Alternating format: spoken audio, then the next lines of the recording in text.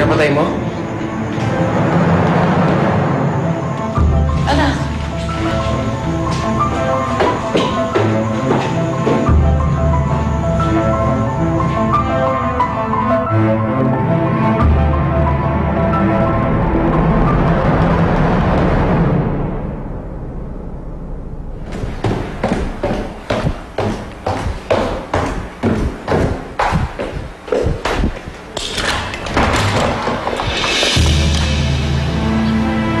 Pinadala ka ba dito na Edmundo?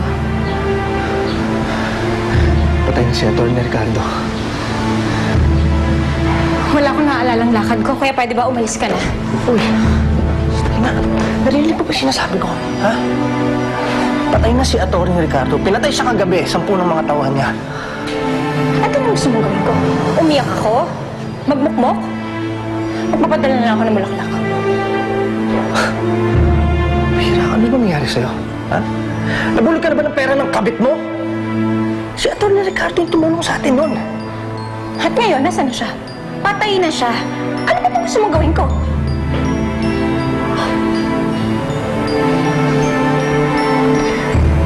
Hindi na ikaw yung Rachel na minahal ko noon.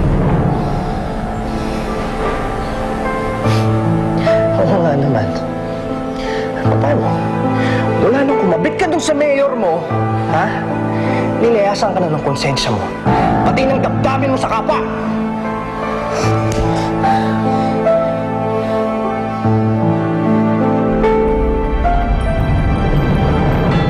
Pagkatapos ng autopsy ni Ricardo, kailangan asikasuhin mo ang bangkay niya sa funeraria. Kutusan ko si Falcon, kakain. Edmundo, pamilya pa rin natin si Ricardo. Kailangan personal mong ayusin ang wake niya. Anak, may lakad ako mamaya. Pwede samahan mo ako. Nagkakagulo na doon. At ikaw ang pinagbibintangan, kaya kailangan maayos mo yan. Ayusin pala kayo, Mami, no? Kayo na kayo nagpapatay kay Tito Ricardo, kayo pa yung magpapalibing. Ano? Narinig ko si Mami. Tinatanong niya si Falcon kung patay na raw si Tito. Magkasing pamilya tayo.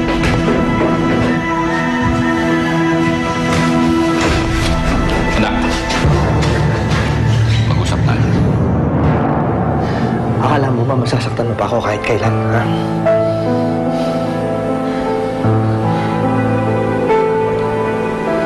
Hindi mo alam kung ano mga pinagdaan. Pumatol ka sa tao, pinakasusuklaman natin! Ano ba dapat kong malaman? Bakit ikaw? Hindi ka ba nagbago? Naging mapanghusga ka na. Lumusot ako sa butas ng karayom. Pinagdaanan ko, impyerno. Ha? Eh, ikaw. Nagawa mo ba yun? Ha? Ginawa ko lang kung ano yung makakabuti para sa ating dalawa. Ginawa mo lang yung makakabuti para sa sarili mo. Bakit ikaw? Saan ka ba nagtatrabaho? Eh, di ba kay Guatlo rin? Oo, dahil kailangan ko. Bakit pag ikaw tama? Bakit pag ako mali? Pareho lang tayo nagkamali, Levi.